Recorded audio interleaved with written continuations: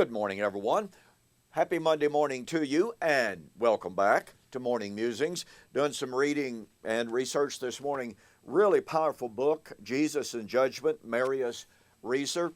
I've read an awful lot of it in the past, but going back over some of the territory, and boy, he makes some really cogent and powerful argumentations on the relationship of Jesus' first century message and the impending judgment and the arrival of the kingdom at the time of that impending judgment. So powerful stuff. Well, anyway, hope you had a fantastic weekend. We are continuing our study of the Olivet Discourse. We have come to Matthew chapter 24 and verse 15, where Jesus said, "When you see the abomination of desolation spoken of by Daniel the prophet, let the one who reads understand. Then let those who are in Judea flee." Obviously, we live in a time, and this has been going on for many generations, obviously, in which people look at proposed modern events, and they say, that's the abomination of desolation. Well, something that we absolutely need to understand, something I've touched on prior, is that in Jewish thought, most importantly in Scripture, that language of abomination of desolation is literally the abomination that leads to desolation. Now, I could spend an awful lot of time on this, but it's extremely important for you to understand the very simple but the very profound point that I'm making here.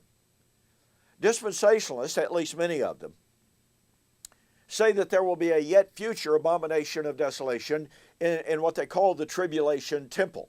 The man of sin, a pagan, who somehow manages to get a peace treaty signed between the Muslims and Israel and what have you. And so Israel rebuilds a temple in Jerusalem. It stands for 3.5 years until that pagan man of sin sets up the abomination of desolation. And then he, that pagan source, that pagan authority, begins to persecute the Jews. The Jews are basically the innocent party in regard to the Great Tribulation. There could be nothing more wrong with that kind of a paradigm.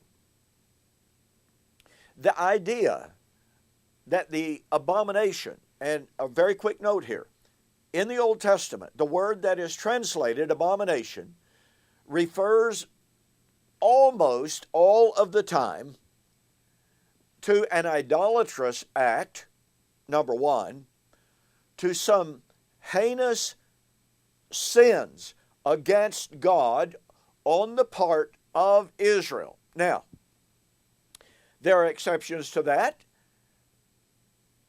even though, the majority use is most assuredly in regard to Israel. The pagan nations that surrounded Israel were guilty of abomination. But those abominations entailed idolatry, sexual immorality. Israel adopted those practices, and those sinful practices were abomination. Now, abomination was anything so horrendous, such a violation, such an egregious sin against God, that it would bring desolation. It would bring judgment on Israel. This is the critical thing that I want to convey to you. That however we identify the abomination of desolation, it had to be sin that brought God's judgment. And when speaking about Jerusalem and the temple, it must be understood as a covenantal sin. Israel's abomination that would lead to Israel's desolation. By the way, this is really brought out by Jesus in Matthew chapter 23.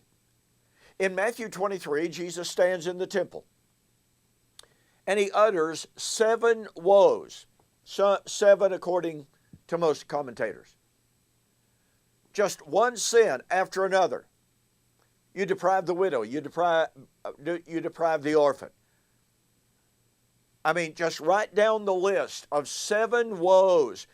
7 woes because of their sin, because of their violation of the covenant. And then what does he say in Matthew 23 and verse 37?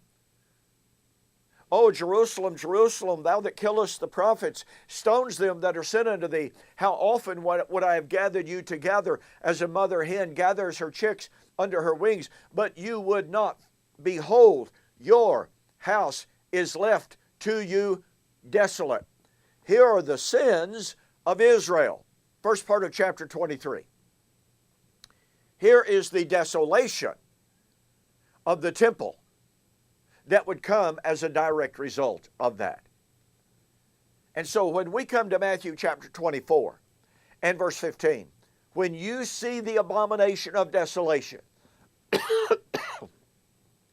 I believe that it is incumbent upon us not to look at the Roman armies themselves. The presence of the Roman armies in Israel was as a result of Israel's sin. You know what? We can go all the way back to 63 BC. The Roman general Pompey invaded Israel, captured Jerusalem. He even went into the most holy place. There was nothing there. He was absolutely astounded that these Jews, would fight so frantically, furiously, to defend an empty room. But all of that aside, in a book that is known as the Psalms of Solomon, it points out that it was only as a result of Israel's sin that allowed Pompey to defeat them. That is the message. From Leviticus chapter 26, from Psalms 41, on and on and on it goes. Oh, and interestingly enough, in many of the rabbinic writings, as pointed out by Shane Cohen in a journal article, but nonetheless, the absolutely undeniable principle is tribulation, destruction, would be caused by Israel's committing abomination. Now, let me drive something home here.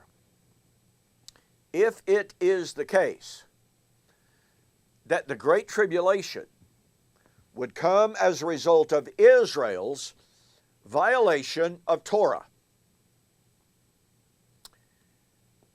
then that means that the tribulation, i.e., the time of the war and the time of the destruction, the time of the judgment on Israel for committing the abominations, would be a covenantal curse. It would be the imposition of the judgments from Torah being brought to bear in 66 to 70 AD. Now, what does that mean? Well, if it's the case that the judgment on Israel and Jerusalem in 66 to 70 was the imposition of the covenantal curse and the covenantal wrath from Torah, then that must mean that the law of Moses did not pass away at the cross. If a law has been abrogated, if a law is dead, if a law is no longer in effect and in force, then guess what? Not one of its sanctions are still in force. And thus, to reiterate, if the abomination of desolation is Israel's sin of violating Torah, which included, by the way, killing the prophets sent to her, which therefore included killing Jesus and his apostles and prophets, just like he said in Matthew chapter 23, 29 and following. So if the abomination was the judgment on Israel for violating Torah, then that means that Torah was still valid in 66 to 70 AD. And thus the argument that the law was nailed to the cross in 33 AD is completely and totally falsified. In order to destroy this argument, you have to prove that the abomination that brings desolation had nothing to do with Israel's sin in violating Torah. Yet, remember, in Matthew chapter 23, those sins which Jesus said would result in desolation were violations of Torah. I fail to see how that can be overcome. Hey, thanks for joining me for this morning's morning musings. We've got more on the abomination of desolation, the abomination that leads to the desolation, and we'll see you on the flip side.